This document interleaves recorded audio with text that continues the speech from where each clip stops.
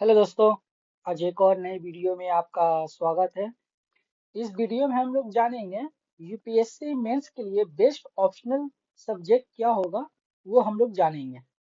UPSC mains के लिए एक ऑप्शनल सब्जेक्ट जो है बहुत इंपॉर्टेंट रोल प्ले करता है। एक अच्छा ऑप्शनल जो होता है आपको जो मार्क्स स्कोरिंग करने में वो हेल्प करता है। यूपीएससी के लिए बेस्ट ऑप्शनल क्या होता है वो हम लोग इस वीडियो में हम लोग जानेंगे।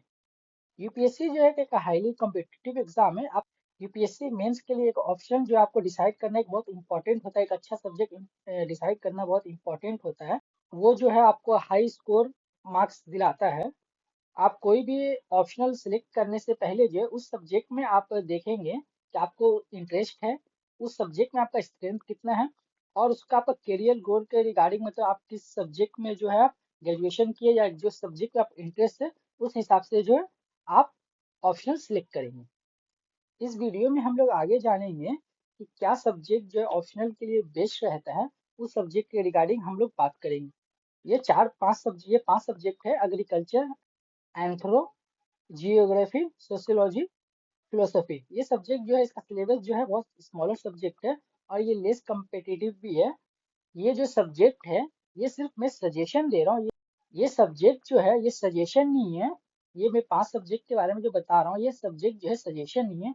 ये सब्जेक्ट जो है एक एग्जांपल दे रहा हूँ। आप अपने हिसाब से, आपके अपने इंटरेस्ट के हिसाब से आपको जो है ऑप्शनल सिलेक्ट करना है। एक एग्जांपल से समझेंगे कि ऑप्शनल जो है आपके सक्सेस में कितना इंपॉर्टेंट रोल प्ले करता है। जिस तरह से हम लोग जानेंगे कि ऐसे होता है। ऐसे जो है आपका 250 मार्क्स का होता है ऐसे, और उसके बाद जीएस, जीएस 1 टू जीएस 4, ये आपका चार पेपर होता है। ये 250 करके 250 करके चार पेपर जो होता है ये आपका 1000 मार्क्स का होता है। उसके बाद जो आपका ऑप्शनल होता है, आपका ऑप्शनल होता है, ये ऑप्शनल जो होता है 250 करके दो पेपर होता है। ये पेपर जो होता है ये 500 का होता है। ये जो है 500 का ये ऑप्शनल होता है। इसको हम लोग परसेंटेज के हिसाब से समझेंगे कि ऑप्शनल क्या रोल प्ले करता है सक्सेस के लिए। इस तरह से हम लोग जीएस 4 में जो है, जैसे 1000 मार्क्स का एग्जाम होता है, 1000 मार्क्स का जीएस 4 का जो एक एवरेज मार्क्स जो है हर पेपर में, जैसे ऐसे में भी आपको एवरेज मार्क्स जो है 100 या 110 तक एवरेज मार्क्स आता है 250 में।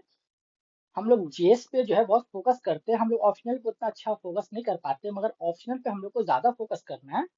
जीएस जो होता है वो 1000 मार्क्स का होता है। 1000 मार्क्स को आप मान के चलिए कि जीएस का जो एवरेज जो मार्किंग होता है, एवरेज जो मार्क्स आते हैं टॉपर का, वो मान के चलिए 100 एवरेज मार्क्स है।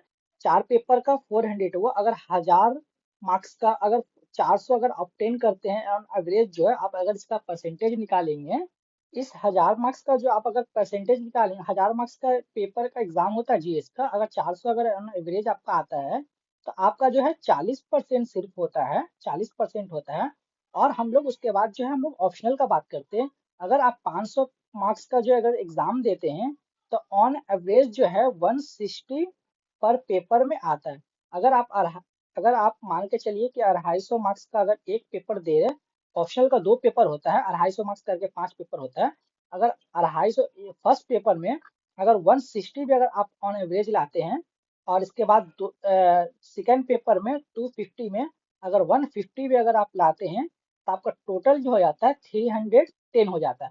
अगर इसको आप मान के चलिए कि अगर ये 300 भी अगर आप लाते हैं, 500 में अगर 300 भी लाते हैं, तो फिर भी आपका जो ऑन एवरेज जो है तकरीबन 60% या 70% तक आपका ये मार्क्स जो है ऑप्शनल में आप स्कोर कर पाते।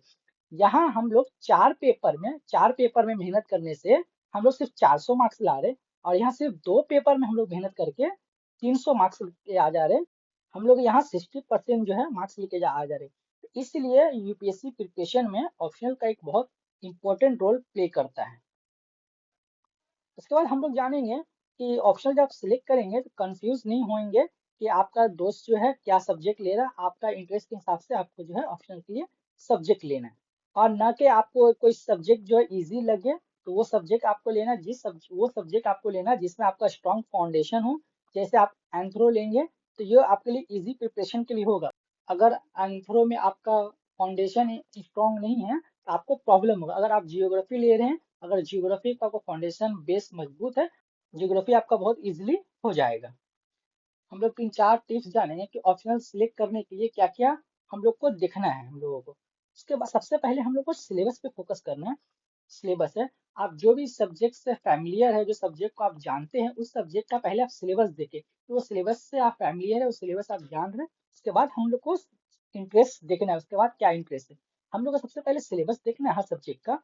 उसके बाद डिटरमाइन करना है कि अलाइन द बेस्ट इंटरेस्ट, कौन सा सब्जेक्ट जो आपके लिए इंटरेस्ट सबसे अच्छा इंटरेस्ट है और क्या स्ट्रेंथ है, उस हिसाब से आपको पहले देखना है। उसके बाद एबिलिटी देखना ऑफ स्टडी मटेरियल। हम कोई सब्जेक्ट अगर सिलेक्ट कर लेते हैं, उस सब्जेक्ट का अगर मटेरियल नहीं मिलता, उस सब्जेक्ट का नोट्स नहीं मिलता है, तो हम लोगों को बहुत प्रॉब्लम होता है। इसलिए वो भी हम लोग को देखना है कि मार्केट में जो सफिशियंट स्टडी मटेरियल होना चाहिए, रिसोर्स होना चाहिए, जो सब्जेक्ट आप लिए हैं। उसके बाद कंपटीशन देखें कि जो सब्जेक्ट आप लिए उस सब्जेक्ट में क्या कंपटीशन है, ज्यादा है कंपटीशन है कि हाई कंपटीशन है। तो जियोग्राफी हो गया, इंटरनेशनल रिलेशन हो गया, पॉलिटिकल साइंस हो गया, ये सब सब्जेक्ट जो बहुत कॉमन सब्जेक्ट है, उस हिसाब से आप सिलेक्ट कर सकते हैं। Consider the level of competition for a different option subject. उसके बाद कैरियर प्रोस्पेक्ट, रिसर्च करें career opportunity associated with the each optional subject. अगर बाई चांस आपका अगर सिलेक्शन नहीं होता है, तो उस हिसाब से दूसरा अपॉर्चुनिटी क्या है वो भी आप देख सकते हो सब्जेक्ट के रिलेटेड। उसके बाद make a wise decision, do not distract by other factor. आप एक अच्छा डिसीजन लीजिए, कोई दूसरे से आप डिस्ट्रैक्ट नहीं होइए। Consider choosing an optional subject is scoring and easy. एक अच्छा सब्जेक्ट आप लेंगे तो वो आपका स्कोरिंग होगा, मैं ऊपर से एक्सप्लेन कर चुका हूँ, और एक आपका इजी होगा आपके लिए। As choosing the right optional subject is important. Optional subject एक बहुत इंपॉर्टेंट रोल प्ले करता है, इसीलिए एक अच्छा ऑप्शनल आपको देखना है। उसके बाद प्रैक्टिस के लिए जो है, आप यूपीएससी मेंस के लिए 11 इयर्स का जो solve paper for general study bye Oswal book आता है, ये भी एक ले सकते हैं आप। एक और बुक है, उसके बाद एक और बुक आता है, ये दिशा पब्लिकेशन का बुक आता है, दिशा पब्लिकेशन, दिशा पब्लिकेशन का प्रीलिम्स करके आता है ये। 28 या 29 इयर्स का जो है, 29 इयर्स का उसमें सॉल्व रहता है। उसके बाद दिशा का एक और बुक आता है, वो जो मेंस के रिगार्डिंग है, उसमें मेंस में क्या है, दिशा पब्लिकेशन का एक मेंस का भी बुक आता है, मेंस का भी बुक आता है, जिसमें मेंस का जैसे 10 ईयर या 12 ईयर का जो है, इसमें आंसर सॉल्व किया रहता है। एक आइडिया मिलता है कि किस सब्जेक्ट के लिए किस तरह स्ट्रेटेजी बनाना है, किस तरह हमको पढ़ना है। दोस्त- तो दोस्तों, मैं इस वीडियो में आपको बेस्ट ऑप्शनल सब्जेक्ट को किस तरह सेलेक्ट करें उस रिगार्डिंग जो कुछ मैं आइडिया दिया हूँ, तो मैं उम्मीद करता हूँ कि वीडियो आपको अच्छा लगा हो। तो इस वीडियो को आप लाइक करें, शेयर करें और दोस्तों को शेयर करें। थैंक यू, धन्यवाद।